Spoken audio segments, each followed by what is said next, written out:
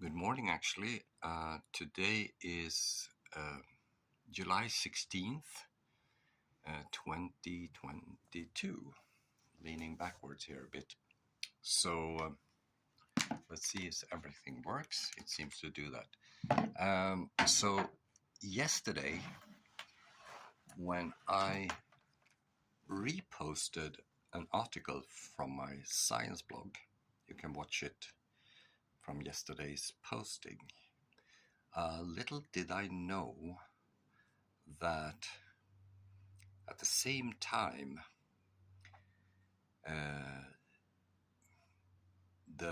I think he is like the commissioner for American FDA, which it's a government arm responsible for dietary guidelines, made a statement that basically resonated with all of my research on nutrition and nutrition psychology. And the key point was that they will reevaluate the research on saturated fat. And Dr. Marty Makary, I think his name was,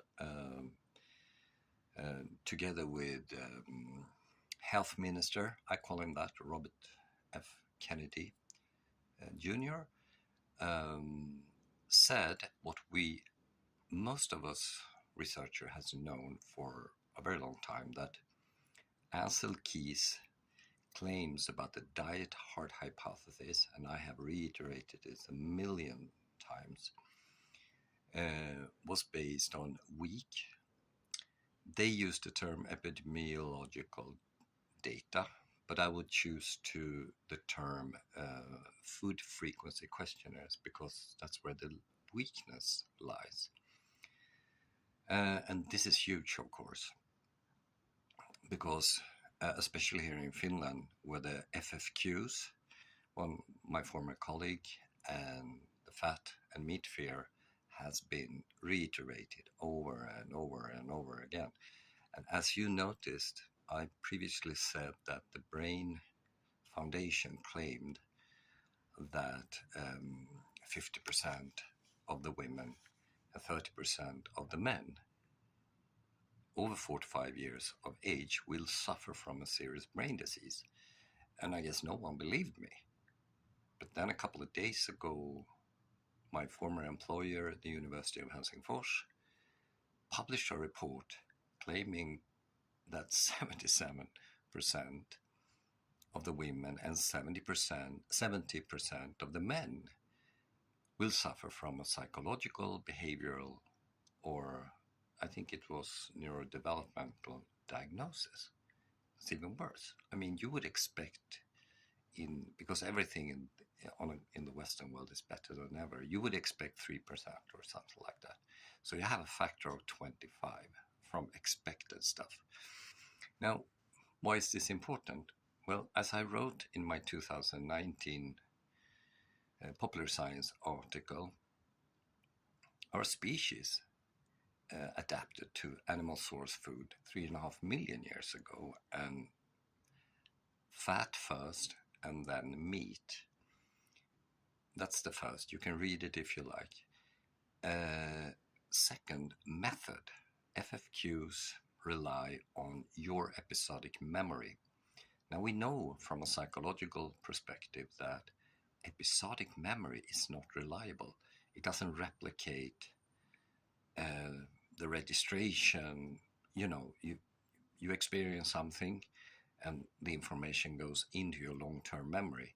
But when you're about to recall that information, the brain doesn't bring, or the mind doesn't bring about a replica of that, but it constructs a version which fits the situation. So, for example, if I interview people about what they have been eating for the past 6 months or something like that, the situation will sort of bias my judgment and memory.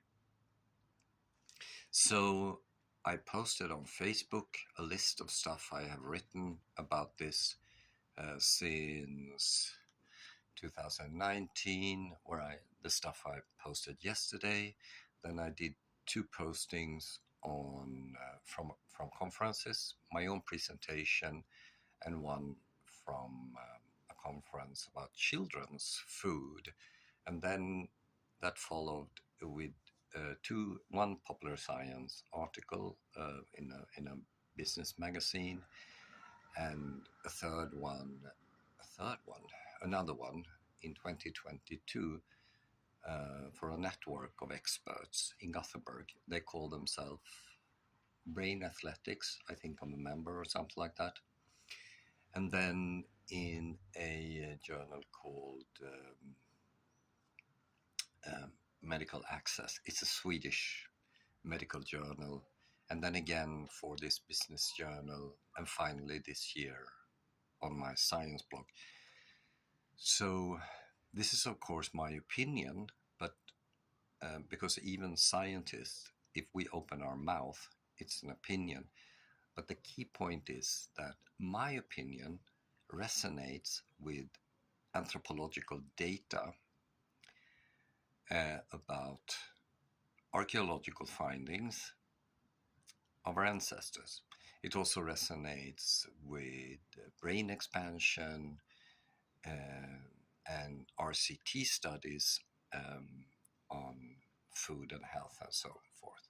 So this was a great surprise, a positive one, and let's see what's happening. And I mean, I got sort of ammunition for my argument when I'm now supported by the commissioner of the FDA. This is big. So hope to see you tonight. I think it's going to be, 6